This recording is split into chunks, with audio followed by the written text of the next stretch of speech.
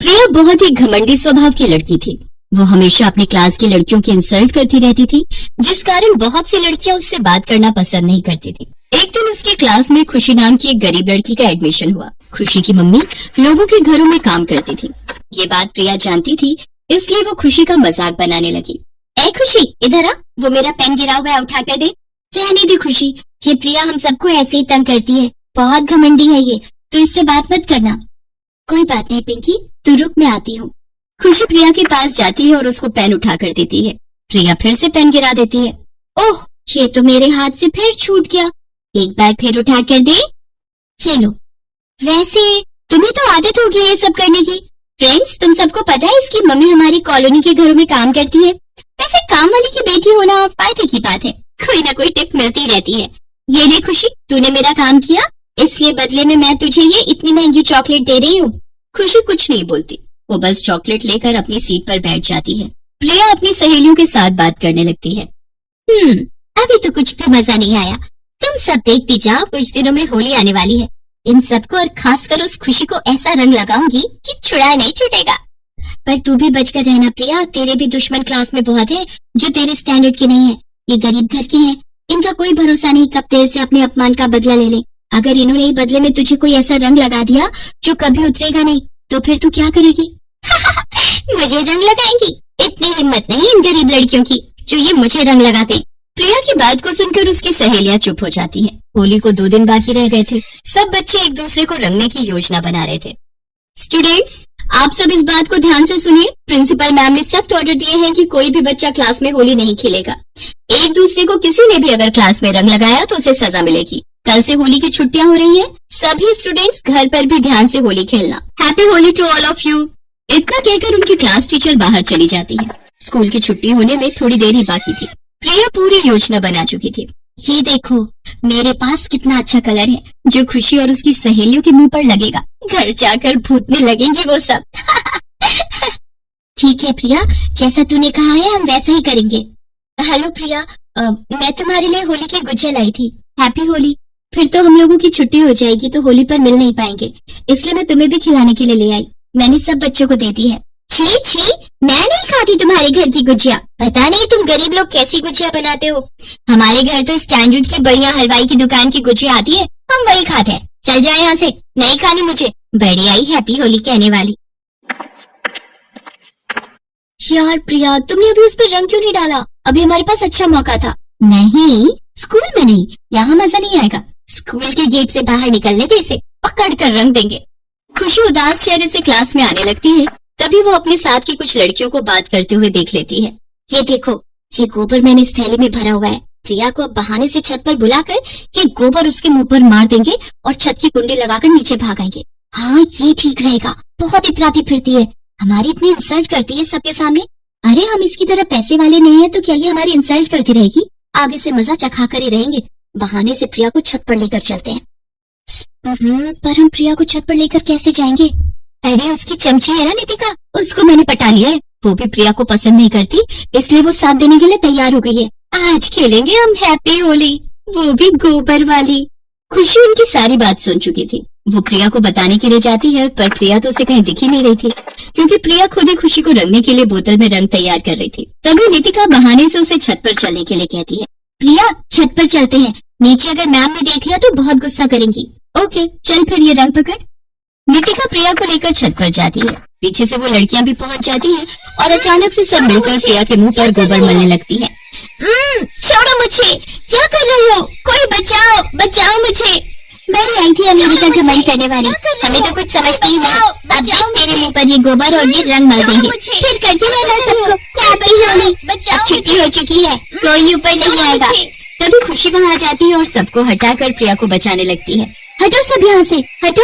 Guard भैया देखो, इनको डांट लगाओ। अरे चलो सब नीचे आ जाओ, छुट्टी हो गई है। अरे मुझे छत का ताला लगाना है, जाओ यहाँ से। और ये सब क्या कर रहे हो? ये गोबर, अरे बताओ अभी मैम को, भागो यहाँ से, चलो।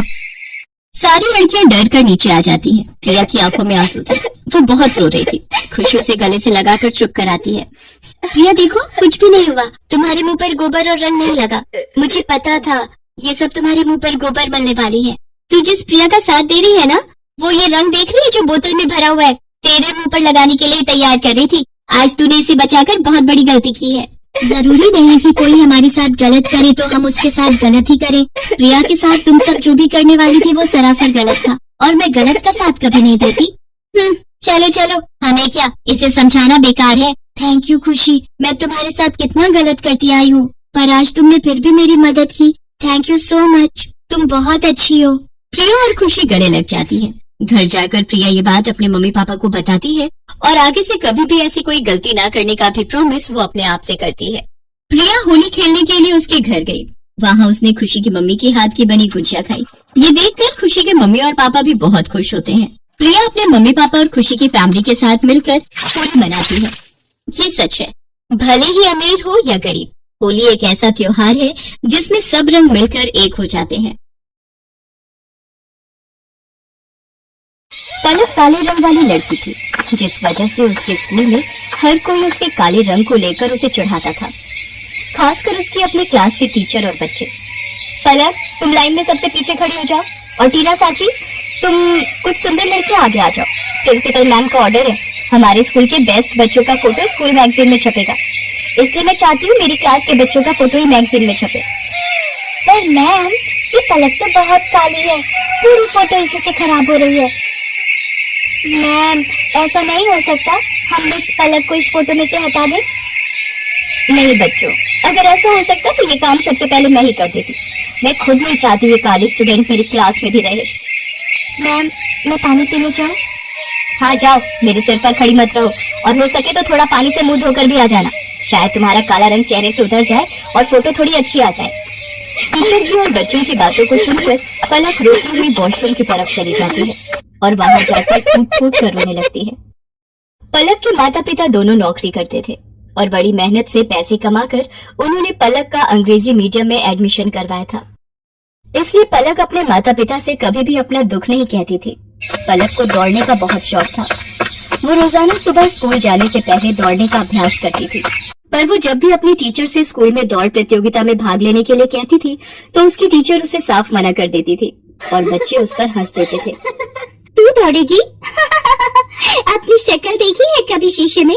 मैम तुझे कभी भी दौड़ प्रतियोगिता में नहीं लेंगी।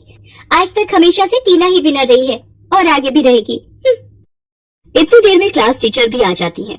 बच्चों, हमारे स्कूल को बहुत ही बड़े लेवल पर दौड़ प्रतियोगिता के लिए भेजा जा रहा है।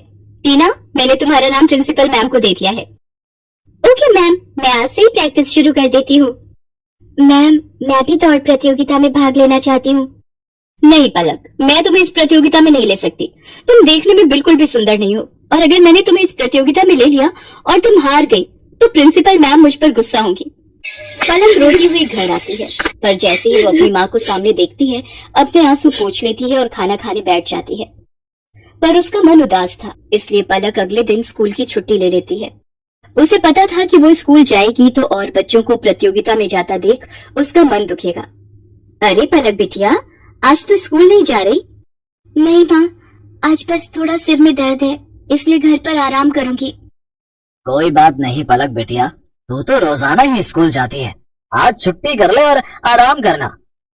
एक काम करो, आज तुम चले जाओ, मैं पलक के पास ही रुक जाती हूँ। उसे किसी चीज की जरूरत होगी तो बना दूंगी।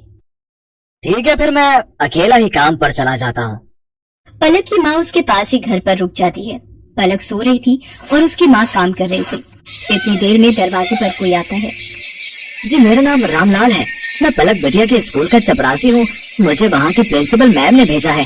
उन्होंने तुरंत ही पलक को स्कूल बुलाया है। वो किसी दौड़ प्रतियोगिता में जाना है, शायद यही बात हो रही थी। पलक को, पर उसकी तो अभी तबीयत। रामलाल भैया, आप मैम को बोल दो मैं अभी तैयार होकर स्कूल पहुँचती हूँ। दौड़ प्रतियोगिता का नाम सुनकर मानो पलक के दिमाग में कौन सी फुर्ती आ गई कि वो जल्दी से तैयार होकर स्कूल पहुंच गई। अच्छा, तो तुम पलक हो बेटा, हमें तुम्हारी बहुत जरूरत है और इस स्कूल को भी। टीना जो तुम्हारी क्लास की है वो इस प्रतियोगिता में भाग नहीं ले सकती। उसके पैर में चोट आ गई है, इसलिए डॉक्टर ने उसे दौड़ने के लिए मना किया है। हम चाहते हैं कि तुम अपने स्कूल के लिए इस प्रतियोगिता में हिस्सा लो और जीत कर ही लौटो। मैम, मैं आपसे वादा करती हूँ, मैं इस प्रतियोगिता में जीत कर ही लौटूंगी। पलक, मुझे माफ कर दो बेटा, मैंने एक टीचर होकर भी तुम्हारे साथ कितना गलत व्यवहार किया। पर आज जब हमारी क्लास की और स्कूल की इज्जत का सवाल है तो हमें तुमसे बेहतर दौड़ प्रतियोगिता के लिए कोई बच्चा नजर ही नहीं आया। मैं जानती थी कि तुम रोजाना सुबह दौड़ने का अभ्यास करती हो, इसीलिए मुझे तुम्हारा नाम सबसे पहले याद आया। मेरी शुभकामनाएं तुम्हारे साथ हैं। पलक, देखना तुम इस प्रतियोगिता में जीत कर ही लौटोगी। Thank you ma'am, thank you so much. मैं आपसे वादा करती हूँ मैं इस प्रतियोगिता में जरूर जीतूंगी। पलक की क्लास के सब बच्चे भी उसे शुभकामनाएं देते हैं और पलक पूरे जोश के साथ दौड़ प्रतियोगिता में हिस्सा लेती है और जीत कर लौटती है। उसकी प्रिंसिपल मैम और क्लास टीचर उसे इनाम में ट्रॉफी देकर सम्मानित करती है। ट्रॉफी लेकर पलक घर पहुंचती है। प्रतियोगिता जीतने की खुशी पलक के माता पिता उसके चेहरे पर साफ साफ देख रहे थे। उस दिन के बाद से पलक को कभी भी कोई भी उसके काले रंग के लिए नहीं बोलता था, बल्कि सब उसकी बहुत तारीफ करते थे।